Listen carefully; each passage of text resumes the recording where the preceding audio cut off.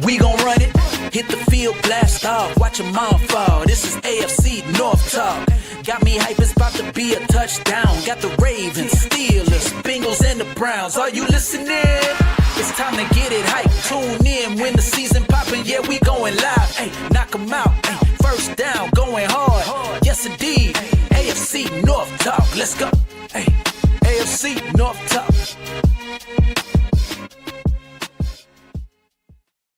Welcome to another edition of AFC North Talk, AFC North Showdown Week.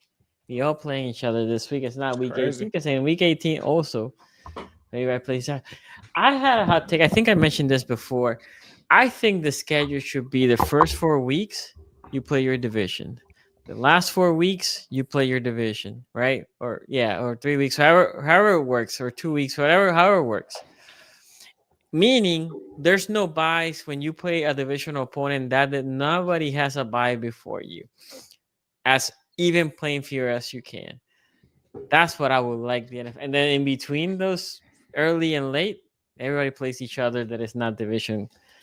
That's how I would like to have this. Because I do like at the end of the year, like that last game, but also the last game might not mean as much. But if you have to play every single body on your division, so they're all AFC matchups. Wait, you want us to do everybody the first 4 weeks? You want us to play every divisional opponent? Yeah, so this is the same for the West, right? Like, let's say for the Ravens, we'll start Bengals, Steelers, Browns, right? And then you want to get them out the way that quick. No, that's the first 3 weeks, right?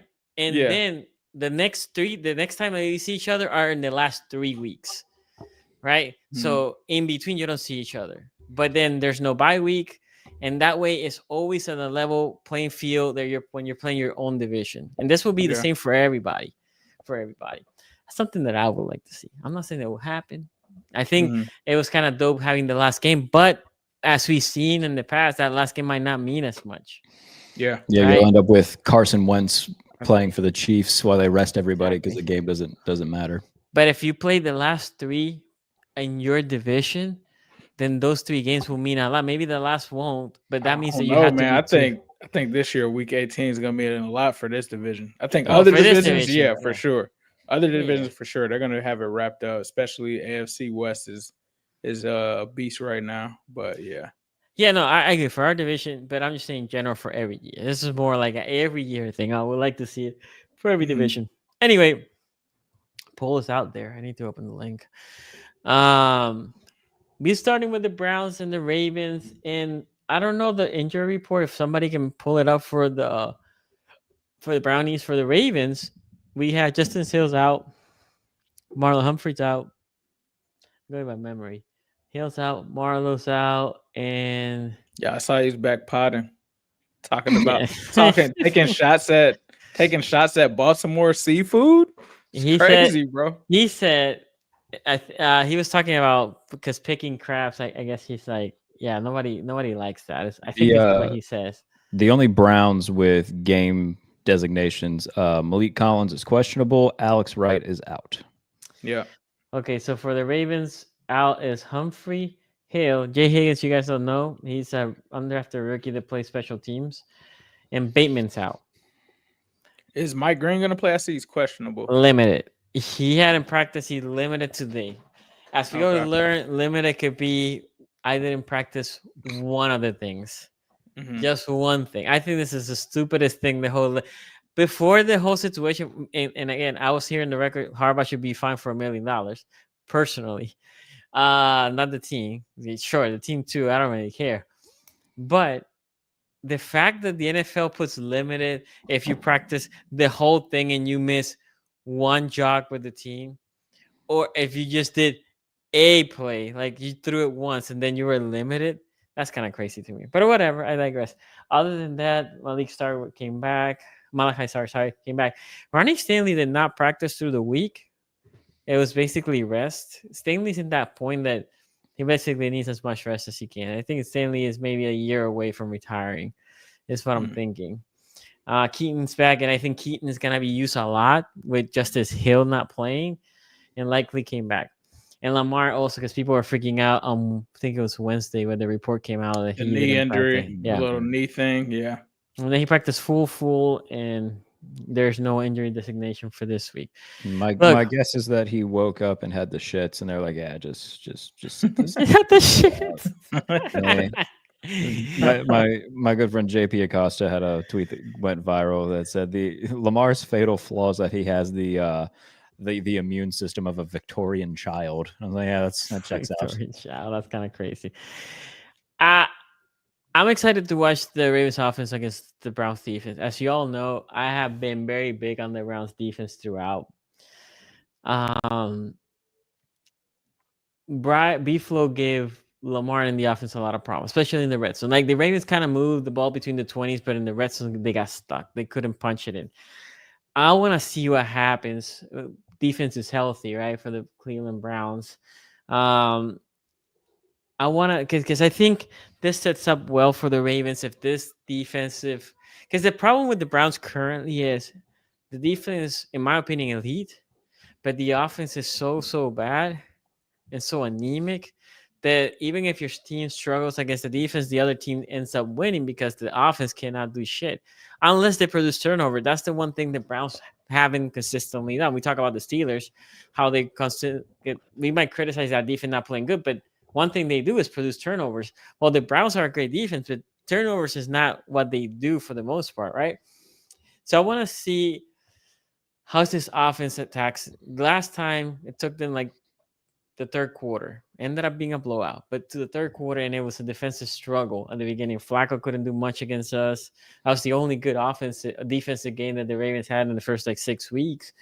And the defense and our offense couldn't do anything against them until late. That was in Baltimore. This one is in Cleveland. It's going to be windy, rainy, not torrential rain, but rainy, kind of wet. So obviously running game, important, taking care of the football, right? Fumbles. Defensively, Kyle Hamilton, as I've been saying, he's been playing close to the line. Sometimes he picks the slot guy. Sometimes he blitzes. I don't know how Cleveland deals with Kyle Hamilton because Kyle Hamilton is a long, lanky guy. And Gabriel is a short guy. If he sees Kyle Hamilton coming full force, how? Usually quarterbacks try to throw it. I can see Dylan like trying to, corral himself to become 2 feet tall to see if Kyle just misses him and can run a little bit.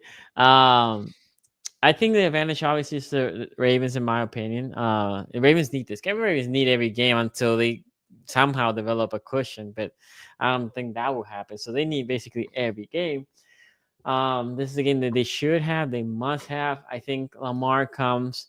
I think he will struggle at the beginning because the O-line will struggle at the beginning. And this D-line is hell of a D-line, right? So I'm thinking the Ravens win 24. And I'm struggling to figure out like a point spread for the Browns because they don't score points. I think that the Ravens scored 41 last time that we played them. I'm not thinking we're going to score 41. 24 seems like the good softball. I'm going to go 14. 14 for the Browns, 24 for the Ravens. In a game where Lamar will get sacked, will get hit. I'm expecting that the offense do something with Keith Mitchell, to maybe some screens to slow down the pass rush, to have Henry. This is a game that I think D-Hen rushes at least 20 attempts. And the tight ends will be used a lot, in my opinion. They have been using it a lot in Safe Flower. Essentially, the offense is Safe Flower, Mark Andrews, and occasional throw to D-Hop. That's on the passing side. And then they're running a lot. I think that continues. I think the Ravens win. I think Lamar has like 20 attempts, not rushing, just passing attempts. And I think we go and do like 30 rushing attempts between D-Hen and Keaton Mitchell. Ace, what do you think? Yeah, man, I really wonder with this one. It appears like Shedeur isn't going to start this one, right? No. Dylan. But is this the breaking point game where if Dylan goes out and has a bad game, this is the game that Shedeur comes in, and if let's say Dylan Gabriel goes out, throws 2 interceptions, you got to call Shedeur. I think at that point where it stands right now, I think we've talked about this Cleveland defense is really good, right? I'm looking at the ELO rankings for this. You look at the Ravens offense versus the Browns defense, points per game. Ravens are 10th. Points per game for the Browns defense, they're 17th. So they're still, in that top, well, right at the second bottom half, like they're 17th. And then you talk about yards per game. Cleveland is number 2 in terms of their defense, in terms of yards allowed. Passing yards, they're number 1. Rushing yards, they're number 10. The Ravens are number 5 in rushing yards per game. You talk about the EPA per play on offense for the Ravens, they're 13th. The Browns on defense are 5th. EPA per pass, Ravens are 17th. Browns are 14th. EPA per rush, Ravens are 11th on offense. Browns are 1st on defense. So that sounds like, a lot of parts that would mean that this game would be close. The issue is when you get over to the offensive side, this Browns team offensively is the worst. I'm surprised. Well, I'm not too surprised, but they're the worst by EPA per play. They were the worst by EPA per pass. They are pretty good at running the ball, right? But points per game, they're 29th. So the issue for the Browns is the offense. It's the offensive side of the ball that has the issues. And I just trust the Ravens offense. We know what the Ravens offense is. With Lamar, they're going to score 27 to 30 points a game. Are they going to score that against this Browns defense? That's going to be tough, right? Because this is a really good Browns defense. But the other side of that is the Ravens. I criticized them early on in the season because the defense wasn't the same, right? Yep. We talk about the last 3 games. They've returned to that Ravens defense. They were able to force a couple of turnovers last week against 9, the fake 9, the counterfeit one. So the T9. If they do that, if they are able to do that to a Dylan Gabriel, I think that that's going to be the X factor. But at this point, I just wonder how much fight the Browns have left in them. They just lost to the Jets. Right now it's kind of a seeding thing. I do know by the time you get to week 18, they're like, yeah, we're completely checked out. I'm wondering with this game being in Cleveland, what are the vibes going to be like? I think that this is going to be a closer game than expected, but I just can't pick the Browns right now based off of what we've seen from them offensively. Obviously, now they have a new guy in there calling the plays. The offense looked like it showed signs of life last week, but I still just don't know if Dylan Gabriel is the guy. And I think if they wanted a spark, if I were the Browns going into this game, I would have started Shedeur because the Ravens have no tape on Shedeur. You've got that advantage. It's still a tough defense to go against, but I think there's film out there on Dylan Gabriel. You know what he is. You know what the limitations are. Shedeur, even though I'm not saying like Shedeur is going to show up and be amazing, he still could pose problems, but there's that element of surprise. This whole week they've just been getting ready for Dylan Gabriel. So if I were to come out and be like, no, you know what, Shedeur starting, that would give them some sort of advantage of this game. Obviously, they're not doing that. So I've got to take the Ravens in this circumstance as it stands right now. I think that the Browns will pull up a pretty good fight against them, but it could be a situation like last time. It's very close in the beginning, and then the Ravens end up blowing the can off of this one. So I'm going to take the Ravens in this one. We'll see what happens if the Browns end up putting in Shedeur. I think that's the only exciting thing that they could do at this juncture is how is Shedeur going to play for this team? Is he a guy that can be the future? If he's not, obviously they're looking at the next quarterback. Garrett? Yeah, I think the spread for this is 7.5. That is a big spread. That's a big spread. The Browns total points over under is 14.5. I think I'm gonna bet the under. I think what is the over under for the game? It's not a big one. Let me get it pulled up real quick. Shouldn't be. If it's under 14.5 for the Browns feels pretty safe. So that's one of my. Wait, when I say 14, damn, I was close. Yeah, you did. The over under for this game is where the balls is it? Because I'm predicting 38 points between both of them. 38.5. Look at that, I'm spot on here. So pretty good in that regard. I think that it'll be a low scoring game. Because remember last time these two teams played, like it was 10-3, 13-3 for most of the game until the dam finally broke. Yeah. So I think that we saw last week, I know the Ravens put up 27, but they didn't have like a great day offensively. They got a few takeaways that set them up in plus territory and killed some Vikings drives. The Ravens I expect to win. I think I'm going to take the Browns to cover though. I think it'll be 20-13 somewhere in that range. Okay. We have here super chat for Voldegar says, "Love Thank you, boys. Voldegar. Best AFC North podcast." Aye, Sonny. That said, "Do anything for us if Pitt and Cincinnati tie. I really want that to happen." Also, man, Ace. I don't want Pitt to win, but man, y'all got no pass rush versus the. I was gonna say when the Chargers who did. Yeah, when I read LAC, I thought about Los Angeles Clippers, the Chargers who did so. I will check real quick to see what a tie does. A tie, the Steelers still stays first. That can't. I don't know if that could help. Well, you said a tie helps the Steelers. No, he's saying it helps the Ravens. Is what yes. If they tie and the Ravens win, the Steelers are still in first place because they have less losses. So it doesn't help the Ravens. It definitely hurts Cincinnati because Cincinnati also needs to stack wins. Yeah. The Steelers, if it could in help, that situation, it could help the Bengals if like when it comes to like wild card stuff, like let's say that they run the table and go 9-6-1. If there's another or 9-7-1, if there's another team that goes 9-8 and it comes down to 9-8 for the 7th seed, then it could help them in that regard. But yeah, I think the only team that tie helps the most, it will be the Steelers. It would help the Steelers a lot. I just think ties suck. Like ties do suck. Yeah, ties suck, bro. Which is why we need to implement a kickoff at the end of overtime. You put the ball at the 30. Each teams go back and forth with field goals until one misses. It's like a hockey shootout. It's so easy to fix. There's no ties. Yeah. Just do that. Wait, you want to kick off with pressure? Yeah, like it'll just be a normal field goal. Okay, a normal field goal. Yeah. Okay, because I wasn't sure if you were talking like, you know how in the you just send the kickers out there? Yeah. No. It's like a normal kickoff or a normal field goal. I'm down for that. Go back and forth until one guy misses and one guy makes, and then whoever makes is the winner. I'm down for that. I heard somebody. I like that idea. I heard somebody once said, would you take a fourth and goal from the 10?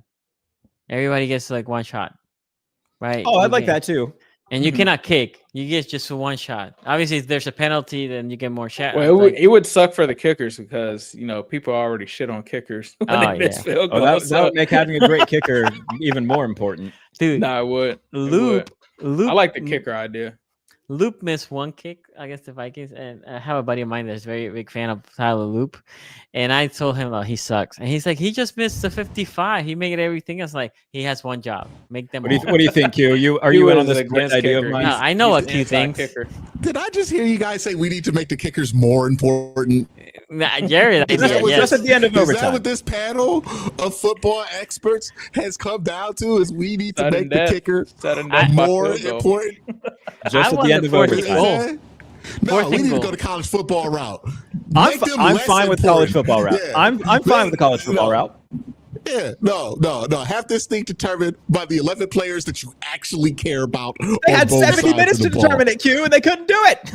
We'll give them 70 more minutes and let's run it. Fuck it. Okay? No, we can't lead this up to the man wearing number 39. No. You gonna put all that work and it's gonna be on the one dude who don't even practice with the team. This is what we out here. Jared wants a punt contest. Punters are here. Let's have a punt contest. Let's just do kick, pass, and punt to determine these games. Hell, let's just get a card out. Let's get a deck of cards out in midfield and play fucking tunk until we got a winner of this game of Uno game. Yeah, let's go Uno out, baby. Let's go. Break it out. There has to be a winner because apparently it doesn't matter if you can play football if you want to win sudden death. Yeah, corn toss or whatever they coin flip, cornhole. Yeah, let's get out there and have the coaches play cornhole, and that determines who wins the game. Who do you think would be the best cornhole player out of NFL head coaches? Undoubtedly Dan Campbell. I would have said Brian Dable, but he obviously just got fired. But I feel like Dable's probably pretty good at cornhole. No, and by the way, 32 on my ranking, Mike McDaniel. For sure. Yeah, he's the guy who like jump shots his cornhole tosses. You know what I mean? Like, was that thing AI, by the way, with McDaniel, like that video where he was caught like driving by or something? No, I think that was real. That was really real because he tried to claim it was AI, but he was just joking when he said that. I didn't see him say that, but there is a bar in Miami that's like a Bills bar. And he said it was AI. He was like, that wasn't me, that was AI. I have no idea.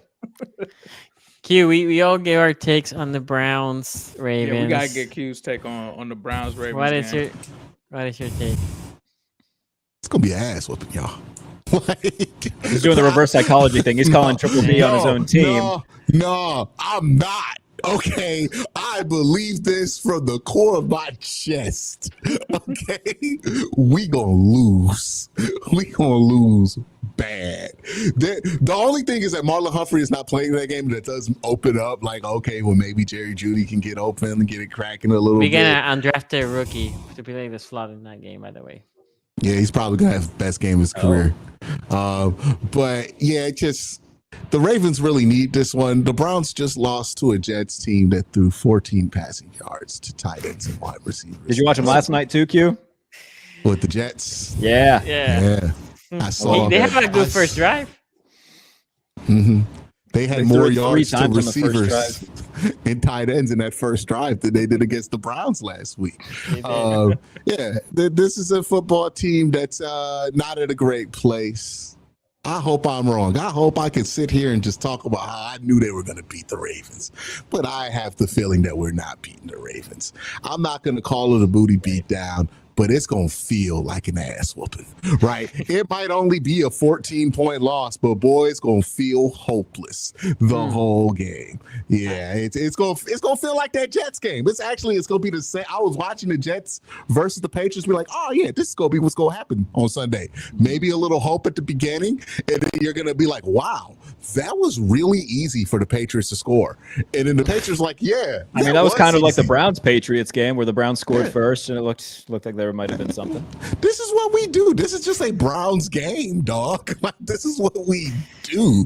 Like, it's like seeing the people's elbow during the Rock match. That's our signature move right there, dog. Like, yeah, it's that and then a bunch of fucking chin locks for the rest of the match. This is what it is, man. They're not. Have we reached the point where we can acknowledge the Rock kind of sucks? Like as a wrestler? My man said that as a good talker, he's a great talker, but like matches wise, I mean, like, how many people in WWE in that era were putting on like great matches? That's true. I think I'm just soured on The Rock over the past couple of years. Putting him in the crippler crossface for the rest of this game. Oh God, you're talking about Chris Benoit now? Jesus. I would say like for like 90% of Attitude Era wrestlers, it's like, yeah, man, I can't compare your work to what we see now. That's fair.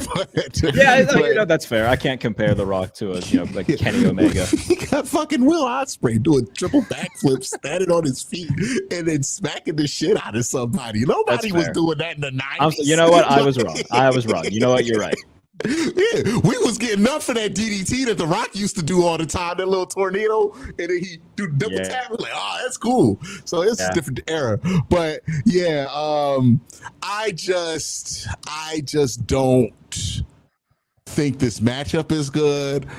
I think that Kyle Hamilton probably going to get a couple off of Dylan Gabriel. This offensive line has actually been holding up kind of okay.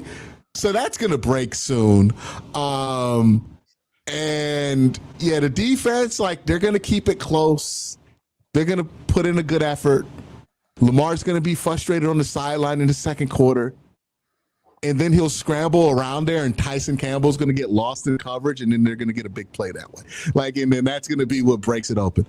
I feel like I've watched this game already, and that's not a good sign.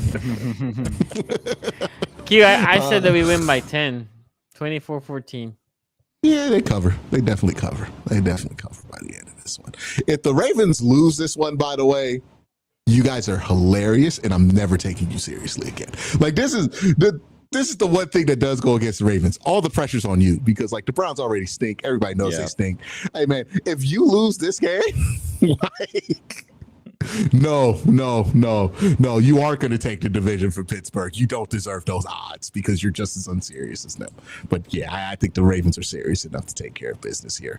By the way, the article came out this week also by Bleacher Report calling Lamar Jackson the most overrated quarterback in the NFL. Finally, somebody. I didn't write that, by the way. It was not me. Who wrote it? Whoa! What you say? Finally, what? I think it was Alex K. I want to hear this. Finally, so what? No. Like, it's okay. Like, you can have your cake and eat it too. It's in here. the algorithm. It's in the SEO. It's already being offered up as a suggestion. Yeah, When you I believe put it was in Alex Bleacher Cat. Report Lamar. Yeah. Ooh.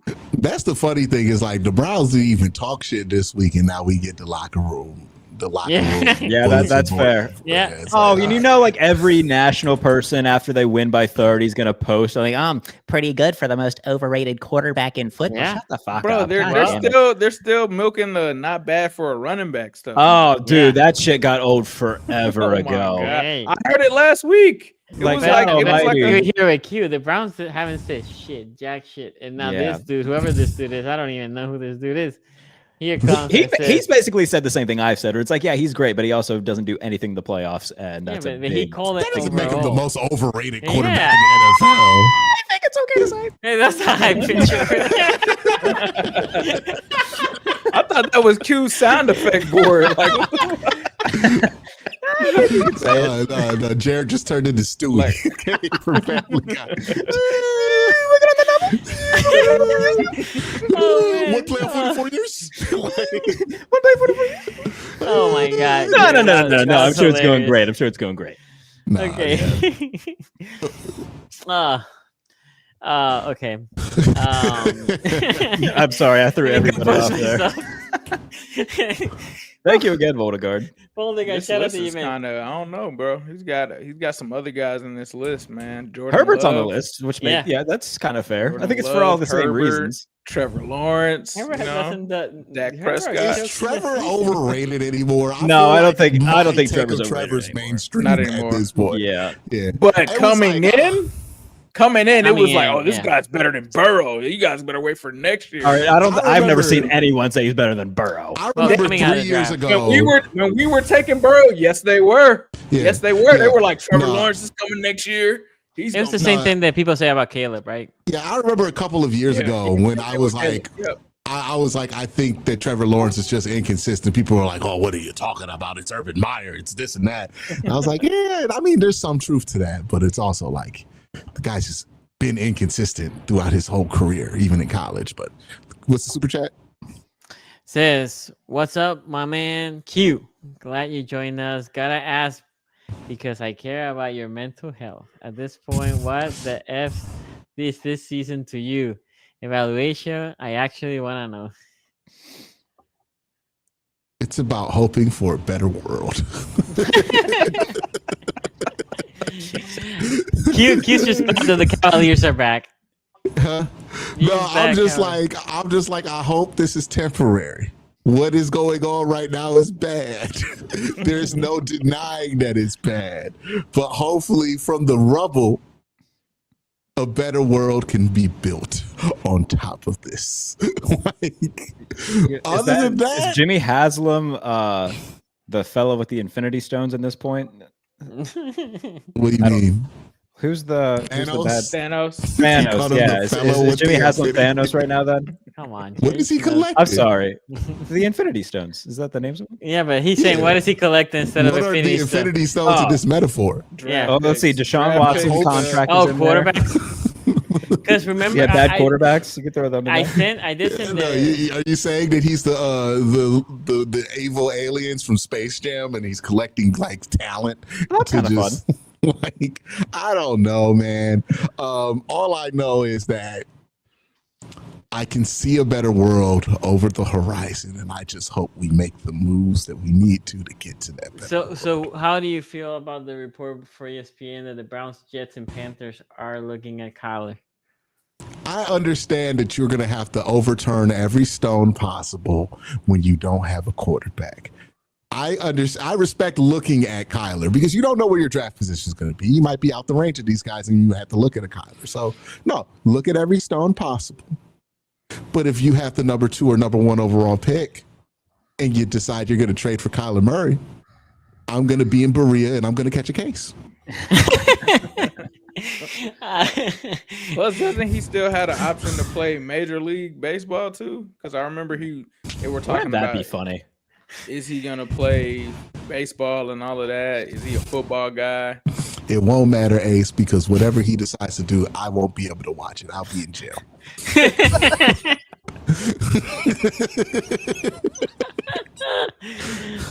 Okay. So for Q's sake, let's just. I saw a mock draft the other day. Keep me free. Okay. I forgot. I might have been from Bleacher Report. Somebody had came through my timeline. Let me see what they have here. I think they had the Browns picking 4th, picking Mendoza. And then we'll see what Mendoza is, and I'll be fine to be on that journey for 4 years. But get me off this fucking ride, please. Oh my God! I'm okay. The Watson ride is bad, y'all. Don't ride it. Like it's bad. It's bad, man.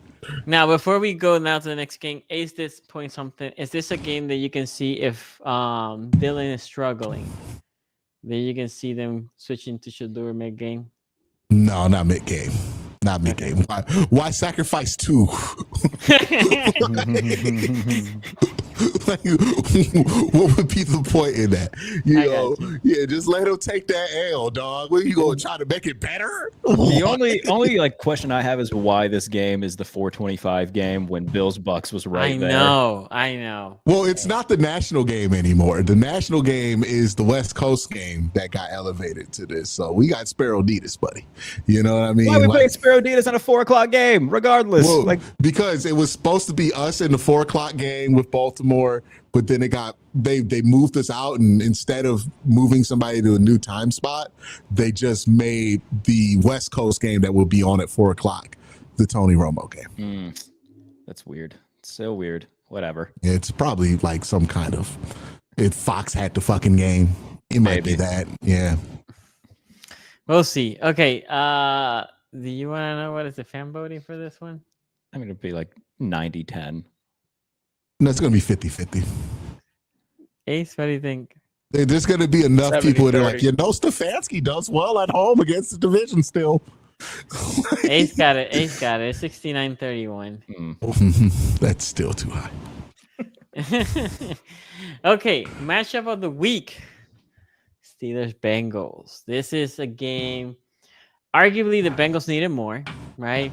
I was talking to Ace you weren't here yet in the backstage.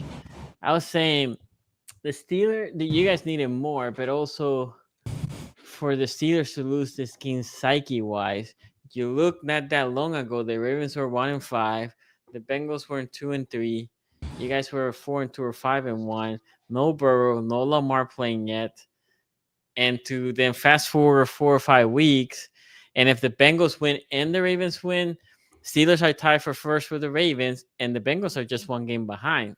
Everything tightens at that moment, Jared. So definitely kind of crazy because I don't know how many people would have said, by the way, in 5 weeks from now, the Steelers are going to be tied with the Ravens, and the Bengals are going to be 1 game behind, and Lamar is back, and Joe Burrow's about to be back. Steelers fans would have, because we've watched this team but long the collapse enough. usually happens later. Look, man, this is they're setting the ground for one hell of a race. This is the Steelers, man. This is the Mike Tomlin Steelers. Get me off this ride. I'm ready to get off this ride. I know it's not as bad a ride as a Deshaun Watson contract, but it isn't fun. So I wrote a piece earlier this week talking about the Steelers' third down struggles, especially over the last 3 games, because that's really been offensively just their kryptonite. Over the last 3 games, the Steelers are 7 of 33 on third down. That's impressively bad. Mm-hmm. And it's not so much that getting in third down is their problem. It's the fact that they get into third and long a lot. Over 60% of their third down plays are 5 yards or more. And about 35% of their third down plays are 10 or more yards. And that's second in the NFL. This isn't an offense that's equipped or built to be in consistent 3rd and 10 situations. When they are in 3rd and 4 or shorter, they have the 11th highest conversion rate in the NFL. So if they can get into manageable, they're fine. But when it's 3rd and 5 or longer, 3rd and 10 or longer, this isn't an offense that's equipped to do that, because we've seen what defenses do. They're going to shell DK over the top and double him and make somebody else beat him. And frankly, the Steelers haven't had anybody who can beat them. So they need to have success on early down. So 1st and 2nd down to set up short yardage situations in order to put themselves in position to be successful on 3rd down. And they need to have somebody offensively emerge as a legit number 2, which they haven't had yet, which is why, and I talked with Ace about it on the preview show for Believe in Steelers. I would love to see a Marquez Valdez-Scantling elevation for this game. We'll find out tomorrow if that happens or not. But like Calvin Austin, nice receiver. He's a 3. He cannot be your number 2. A, he's too small. And B, like he's had multiple plays this year, had one last week against the Chargers where a ball hit him directly in the hands. It bounces into a defensive back's hands for an interception. Had a miscue with Aaron in week 2 against the Seahawks that led to an interception. Can't be your number 2. Roman Wilson, he's like the garbage time Jerry Rice. They'll put him in when the game's already done and he'll get a touchdown, which is cool for his stats. But like, gotta have somebody see if they can be the real guy there. Defensively, they played well over the last 2 weeks. They've had 5 sacks in 2 straight games. Didn't have a takeaway last week, but they limited the Chargers to 4.6 yards per play. Certainly wasn't on the defense for the in terms of like why they lost. The defense played well. They need more offensively. They need to feed Jaylen Warren more. There's no reason why he shouldn't be on the field on 3rd down. I don't know why they're so against that. But they need to get him the ball more. They need to keep him on the field. And again, if they can just have success offensively on early downs, which no Trey Hendrickson this week for the Bengals, no Shamar Stewart. Aaron should have time to throw the ball. They should be able to run the ball. If they can find some balance and success on offense early, then I feel good about their chances of winning. The Bengals don't usually sweep the Steelers. They did in 2021. I think that's the only time they've done it. And I couldn't tell you the other time they've done it. I have to look, but they don't. It's very, very rare that they sweep Pittsburgh. I think the Steelers will win. 5.5 numbers kind of big, but we'll see if the defense can continue playing well like they have over the past 2 weeks. If they can, then I feel pretty good. Cute. I'm sorry, Ace. Yeah, I think this is one where, the return of Joe Burrow, I think from a Bengals side has to play a factor in this game. Just because there's that pressure of the defense having to step up and this team having to have a pressure to win. I think for them, it almost is somewhat of a playoff game because in order for them to get back into this thing, get Joe Burrow back on the field in 2 weeks, they got to get some wins, right? And you talk about playing the Steelers, you're talking about playing the Patriots. This one is even more important because not only is it an AFC conference win, it's also a divisional win, right? Like Joe Burrow kind of talked about that. He's like, the best path forward is trying to win a division. It's hard to see them doing that with losing this game to Pittsburgh. They're 2-0 in the division now. If they can go 3-0, it's going to be huge for them. The way that they're going to have to do that is offensively. They haven't had any issues offensively, right? The offense has not been the issue. They have to continue to play like that in this game because it still is a dangerous Steelers defense. They now have Jalen Ramsey at the safety position. They also have Duggar back there. So it'll be interesting to see what they do with those corners and safeties. Are they going to do the bracket coverage? It's going to be a more of an interesting look this time versus the last time that they played against this team. But the offense still has to go through Jamar Chase, T. Higgins, Chase Brown.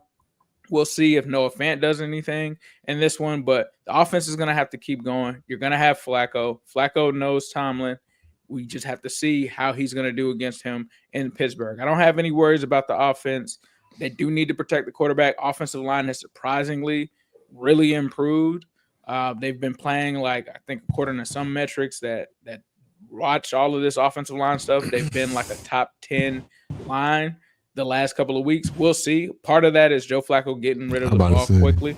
So, yeah, he plays a big factor in that. And then obviously the run game has come on for them as of late. Defensively, they're going to have to slow the run down. They have been getting killed and gashed in the run game. And it really kind of started against Pittsburgh, right? Like that's when they started getting crazy 150s and 200s. And they just can't allow that to happen because obviously that's going to control the clock, things of that nature. But the other thing is they have to slow these teams down. One of the issues with this defense, they've been giving it up, but they've been giving it up fast. Like they have to at least allow these drives to take some time off of the clock instead of just letting these guys go right down the field in like a minute. No quickies. Yeah, no quickies. They're giving it up the fast. Steelers can't take them to the broom closet. Jesus. Yeah, if they do, I mean, realistically, they're gonna have plays where they give it up, but they at least have to have a drive where they stop them or hold them to a field goal or something, or try to get a turnover because that's the only way this defense has been able to do anything this season. So it's really on the defense making that stop, and then the offense making sure that they're able to consistently score. And the other thing is they need to use the offense to help the defense by running the ball. Come on, Zach. We can't be throwing it and keeping the clock, saving time and stuff. Like, you got to manage the game better because you got to realize what your defense is. You got to help that defense out by running the ball. We'll see what they do. I like the Bengals' chances in this one. I think Joe Burrow coming back gives them a big boost. And as Sonny said, if they win this game, it's important for a number of purposes. It helps get them back one game away from that divisional lead. It gets them back into the divisional race. It gives you more of a chance now for Joe Burrow to come back that Thanksgiving Day game if he is. I mean, I'm not going to lie. It looked like Joe Burrow could have played this weekend the way he was running out there on the field. Obviously, they're gonna try to take it as they're going to be as cautious as possible with this thing. But from what Burrow has said, it's not like this toe isn't affecting his planning or anything like that. So it's not like a situation where that's going to affect it. But in order for Joe Burrow to even enter this picture, you got to win one of these next two games. I would prefer it be this one because that divisional record is going to be some sort of tiebreaker possibly at the end of the season. So I think I'm going to take the Bengals in this one to try to edge this one out over the Steelers. Cute. I am gonna go with what would the most hilarious result be. Oh Lord. Not tie. No. And the Somebody most said that before you came. result would be if Joe Flacco wins 2 games as a Cincinnati Bengals, and it's both against the Pittsburgh Steelers. True Raven and Brown for life, right? Like, just showed up there, beat the Steelers, opened up the division, peaced out. That would be the best thing to happen. So I'm gonna say that that's gonna happen here. We still have, like, the Steelers defense has been playing good for the last couple of weeks. So, like, they're due for, like, a regression performance that makes Jared go, I like the direction they were going for a couple of weeks, and now, like, what the fuck was this? Like, Or I just get pissed off for an episode. Yeah, that's fair. Yeah, they're due for one of those. Well, here's the thing. I'm not going to be able to have a Nick Herbig rant because Alex Highsmith's not playing. So, like, he's going to be on the field all game, which makes me feel pretty good. Yep. We're going to see 2 old quarterbacks go at it back to back. But I think both of these dudes have been playing consistently since the start of the year, right? I don't think Flacco has had a break. No, Flacco. Remember, we did the thing where it was like, where we're like, Flacco's leading the division in passing yards. Yeah. Mm-hmm. Oh yeah. He got traded and put in that same week. Put in that same week. Yeah. Traded on Monday, started on Sunday. That's crazy. Solomon Grundy'd him. Yeah. Born on a Monday. No, nobody. It's whatever. Batman lore, whatever. Okay. Nice. Sonny, is that a Tyrod Huntley jersey? That can't be. Snoop Huntley? Snoop? Is that a Snoop Huntley jersey?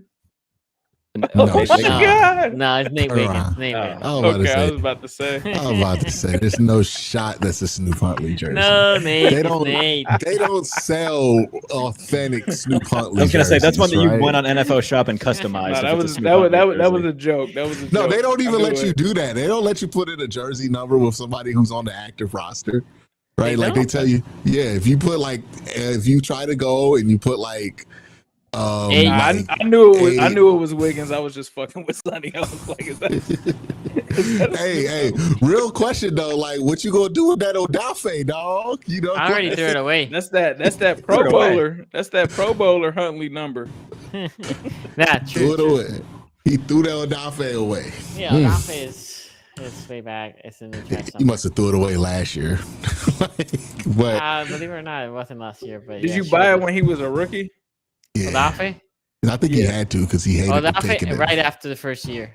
I ordered when I was in England. Right after that, because remember the rookie year he did a good job. Surpassed my expectation. I'm like, maybe I'm wrong.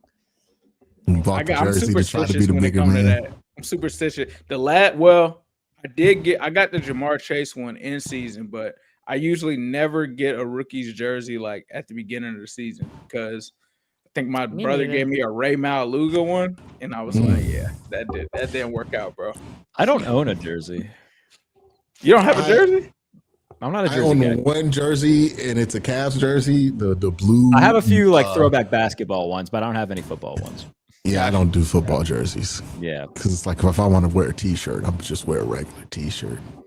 I would get one. I would get one to like frame and hang on the wall as like decoration, like a nice frame with like some of the ones that they sell with like plaques and stuff that are in them. Yeah, it's stuff like that. Gotcha. But I wouldn't get one to like just. But we've all worn a football jersey before. Sure. What was the last Steelers football jersey that you wore, Jared? I think it was probably a Troy Polamalu one because I did have one as a kid. I think the first one I got was a Heinz Ward for a Christmas one year, but yeah. Gotcha. Ooh, What about are you you, going Q? full jersey, like full jersey? Full jersey.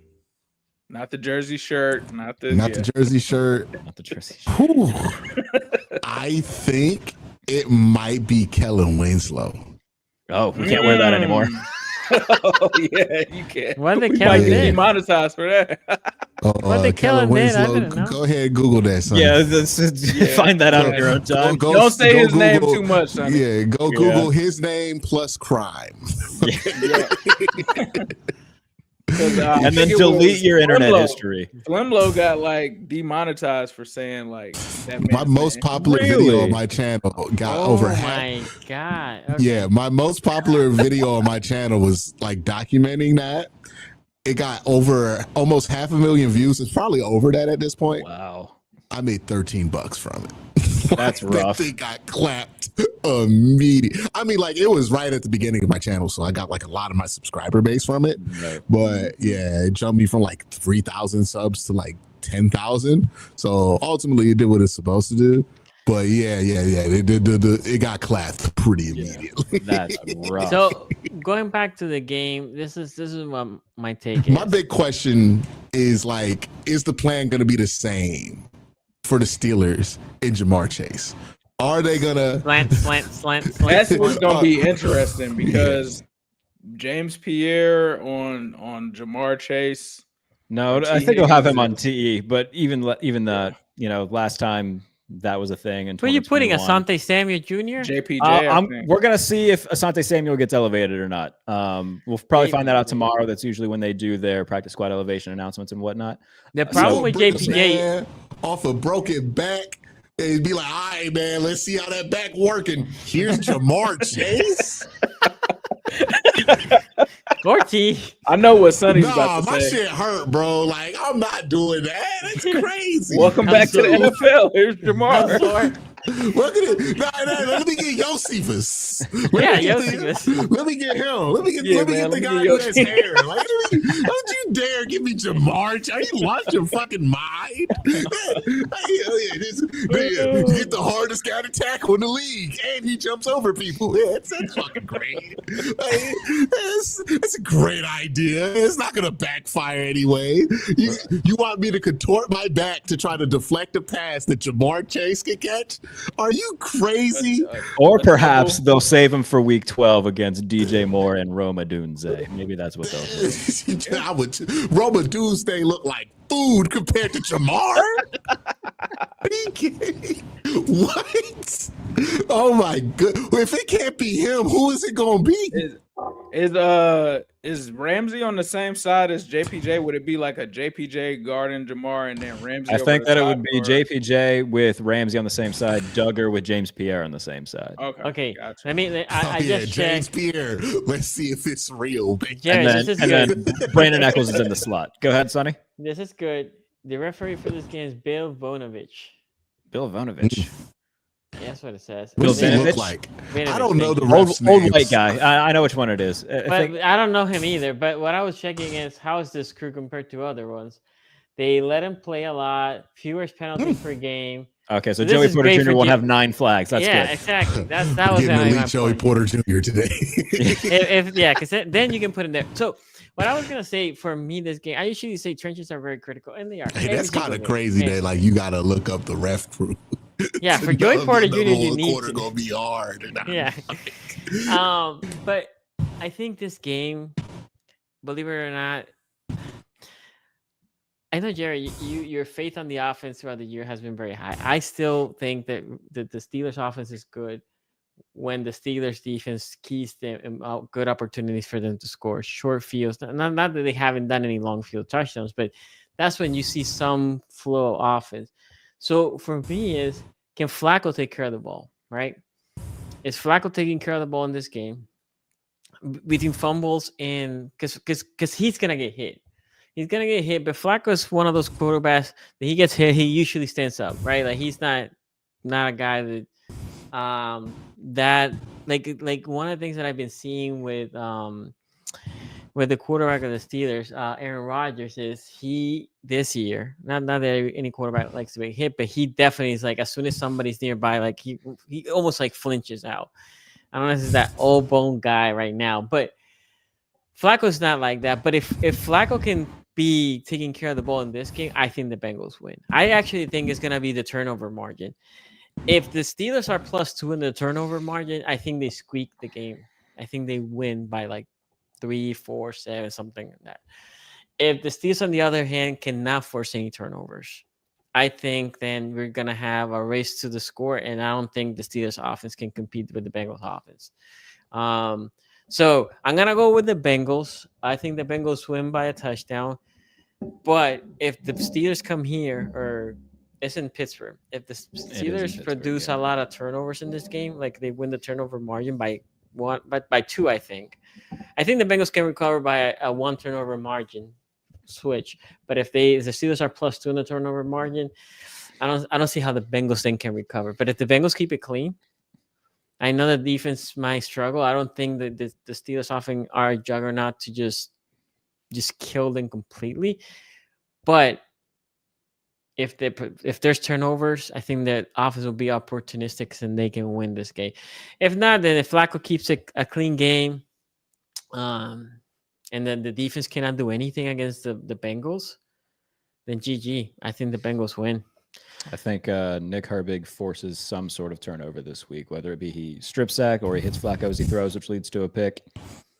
51. I do wonder if we're going to finally get the Joe Flacco 3 interception game. Let's hope. Fingers crossed. Like, nope, let's not hope that. Nah. What time's this game? Is this 1 o'clock? One. This is 1 o'clock game, yeah. Oh, thank goodness. Thank goodness. You know what I mean? So I at least get to see either the Steelers lose or Joe Flacco implode before the Browns play. And then, Okay, so a couple of super chats that we have here. Gritful says the St. Trash Browns team won last year. I would argue it was at a significantly different point in the season. We had just benched Deshaun Watson and had hope. Yeah. And the Ravens dropped like 8 interceptions that game. He did. No, that's a funny thing with like Dylan is like people have pointed out every single dropped interception he's had, and they're like, "Oh, he should have so many more." I'm like, brother, y'all cheered on Jameis Winston last year, the king of dropped interceptions. I gotta listen to this stupid MFer again on Sunday. God damn it. He's back. He is back, Jared. Did you see where I had posted? I'm like holding a conversation with Jameis Winston as an interviewer. Got to feel like talking to somebody with a concussion. You know what really pisses me off? A same guy on his team, Russell Wilson, is equally as corny and annoying, and we treat him like he's a member of Coldplay. But for some reason, Jameis Winston, it's like that. Jameis Winston's more fun because he makes it more fun. Yeah, Jameis is a dweeb, and I hate him. Who's paying 300? Who's paying 300 for that Russell Wilson cameo? That cameo. I did see that. Yeah, I don't know. You know what it's like? Russell Wilson's like a corny corporation. Jameis Winston is like a corny corner store. It just got more character. You know what I mean? There you go. I like that. It's shitty, but you go to Russ, it's like, it's the same stuff, but it's Walmart. You know where performative, it's annoying. It's the same thing as JJ McCarthy. Everybody just treats it differently for whatever reason. And Jameis is gonna be on because there's nobody forcing you to try to take it seriously like there is with JJ McCarthy. Yeah. I'll give you that one. Don't you think Winston's gonna be put either as a sideline reporter or something like that? Oh God, no, not a sideline reporter. He can't even answer questions. In the panel? No, Jameis Winston. Is he gonna be in the arena? No, Jameis Winston does not need to be on a halftime show. He does not need to be on a pregame panel. He does not need to be a part of the broadcast. He needs to be basically the new. Here's what I'll tell you what he can do. He could do the Lee Corso part of College Game Day, which will bring on Jameis at the end. All right, Jameis, who you got? And then he could do a little speech. You know, I was at the C, and I thought I was going to go with Maryland and the crab. You know how I like crab, but I'm going with Iowa. And they'd be like, he went with Iowa. We love Jameis. And then that would be a perfect role for Jameis. Tell me if I'm wrong. No, that would be good. Exact right amount of dosage of Jameis Winston. You have him on that show for 2 hours. People are like, what the fuck is this guy saying? Like, the perfect role for Jameis would be to never speak again. Oh, come on. The perfect role for Jameis is also podcast host with Jared. Jared. I would hate. This is Jared Bailey hosting the Jameis Winston Crab Hour. A lot of water. What was it like when you ate that W? Yeah, they eat that W pot. Yeah. Somebody's gonna it's somehow gonna get to Jameis that I can't stand him, and somehow it'll become a thing. No, you know how like in WWE back in the day, Vince McMahon would do shit to like fuck with people. Sure. This is what 100% Vince would like make you tag with Jameis as a rib. He's gonna make you Jameis's manager as a rib. He's like, yeah, That's funny. I think you two would be great together. It's good shit, pal. Come on, pal. It's not. The Baltimore here says, I like to imagine the networks was fighting for that Baltimore-Cleveland game. Like, nah, you take it. It's like a thing from Semi-Pro, where it's like, right back to you. Only if you want me. Yeah. Oh, it's just back and forth. Watch this be like the game of the fucking century.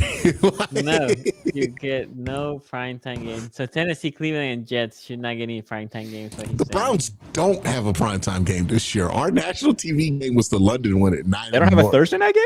No, because it's not mandated anymore. Well, no, it's if you have it's a national TV game on NFL Network. So if you have the 9 a.m. game, that is your mandated national TV game. Oh, okay, Yeah. okay, I got you. But what I'm saying is, I think it was 2 years ago they took the rule that everybody had to play a Thursday night game, and now not everybody has to play a Thursday night game. And you can play two. Yeah, the Bills are playing 2. The Dolphins played 2. The Ravens played 2. Yeah, the Ravens played. Everybody Making still them play needs 2 a Thursdays national is game. horrible. Yeah. Yeah, and then Because we went to Miami and we had Thanksgiving. Yeah, that's. Have we seen the swap Thursday game? That can happen too, right? Where they could flex a Thursday game. I didn't know I think that. it has to be a certain amount of like weeks in advance if they do that. That's kind of crazy. Ray right here says, if you look up Tyler Huntley jersey, it brings you to the custom That's funny. jerseys. But you can find one on eBay for pretty cheap. Maybe, yeah. I don't think a Tyler Huntley jersey is going to be cheap. That would imply that there's a lot of supply out there. Hold on, I'll look right now. Ray right here. Go ahead. It's got to be like a rare find, right? A Tyler Huntley jersey. Yeah. Like you flex if you show up to the Ravens game in a Huntley jersey because you know all the other guys. Like, where'd you get that? There's a Utah one that's actually $99. So. Oh, a Utah, but not a rare. Like a Lamar jersey is cheaper because there's like 1 million of those. Yeah, that's fair. Yeah. There's Ray like 10 here. Tyler Huntley jerseys that exist. He says, I got 2 Browns jersey, Peyton Hillis. Oh, I forgot Peyton Hillis. And Josh Cribbs. And they both were gone the next season. I got them. I'm done getting jerseys. Yeah, I'm never getting the Miles jersey, dog. Like, when he retires, then he's just, legend. He's gonna get arrested or something like that. Like, I'm not gonna. Nope. I haven't even gotten the Joe Thomas jersey. No. Damn. Yeah, he's already made it to the Hall of Fame. Yeah. Eli Sports Guy says, still need to see Bengals defense improve. Of course. Ain't that the truth? Lars here says, like the J Love, Jeff Garcia third QB in line. Jordan Love and Jeff Garcia. Is he talking about when the Browns took Jeff Garcia over going after Ben Roethlisberger? Please expand on that. Yeah, Lars, can you expand? Because I'm a little lost. Boldiger here says Jameis is gonna be sideline exclusive for Cincy. No, not for Cincy, for Pittsburgh. For Pittsburgh. I tell you, I hear you want to hear how much I disdain it? I would take Tua over Jameis. It's crazy because I wanted us to trade for Jameis at the time, and Flacco's definitely better. Yeah. I was completely wrong on that one. Yeah. You know, it's funny. People in Cleveland are still like, "Oh, we should have kept Jameis instead of going after Flacco." I'm like, I think Flacco was better. I just think we suck. Oh, look at Flacco night and day right now. Boldiger said, "My bad, I meant Pittsburgh." There you go, because Mike loves him. Yeah. So He gonna be out there. I just want everybody look at the trees. Ain't even no trees in the shot, Jameis. Like we at a stadium. There you go. Noah's still here. Stadium, Jameis. Tom's clone is the best QB. His DNA is undefeated. Yeah, we haven't even. I mean, obviously it's an AFC North podcast, but Tom Brady cloning his dog, like that's some like that was evil, mad human being shit. I think he's talking about May. Yeah, Drake but May does rule. like after the dog thing, somebody put out a fake tweet that was like, "Oh, Tom Brady cloned himself 23 years ago." 23 That's years ago. funny. Oh, it's Drake May. Yeah, That's funny. I like that. Yeah. No, did that. I watched Tom. He's Drake made. That's not even similar. This is what Larson was meaning.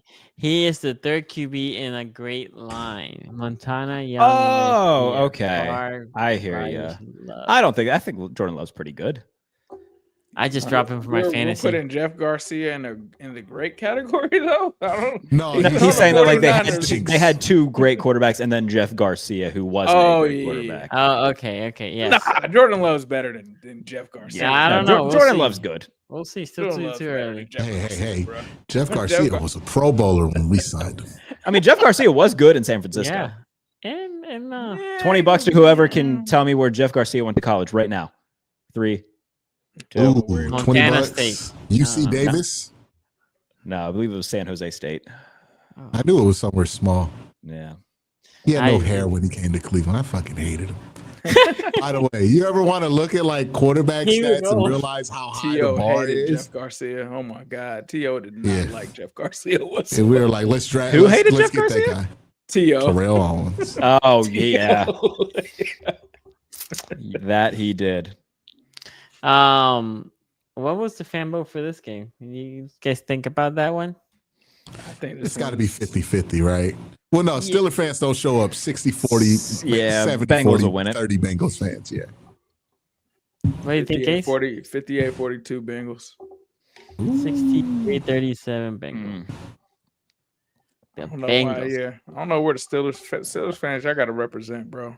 Well, because they have been losing, right? So they're on a little losing streak, and Wait till the Steelers go up by 2. They'll show up. Yeah. They're right now on park for the 9-8 season. Remember that meme that you sent from Sora, the AI thing? Yeah. We're on track for 9-8. Yeah, that's what they Those are. things do crack me up. Yeah, they're good. Those are funny. Okay. Well, that will be it for this one, guys. We'll be back on Tuesday recapping all these games, or the 2 games. Until then, we'll see you next time. Peace.